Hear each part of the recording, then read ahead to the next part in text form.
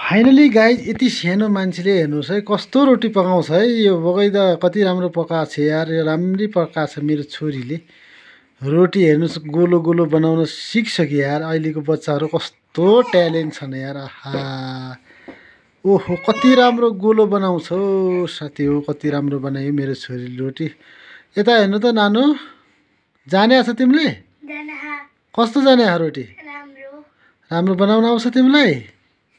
मामु र ड्याडीलाई पकाएर खुवाउन सक्छौ?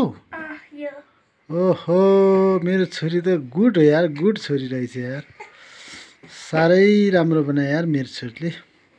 साथी हो बताउनुहोस् है कमेन्टमा कस्तो बनाउँछ मेरो छोरीले है।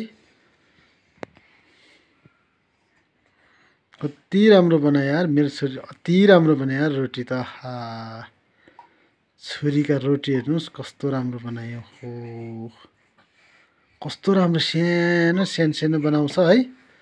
आज मेरो छोरीले साह्रै मिठो खाना पकाएर खुवाउने भयो साथी हो है। आहा मेरो कोठा, मेरो साथीहरू है।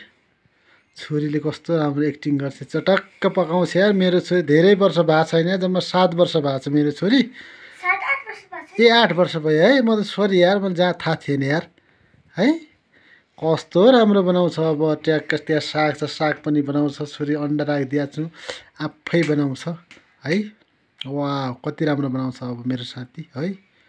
मेरो साथी हो, मेरो छोरीले त रोटी बनाउन सक्ने भइहाल्यो। अब त बुढो भयो नि, ट्याक्क छोरीले बनाउँछ।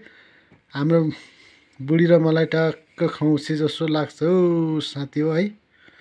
वाह कति राम्रो बनाउँछ मेरो छोरी। हेर्नु कस्तो टक टक टक टक टक टक टक गर्छ है हेर्नु।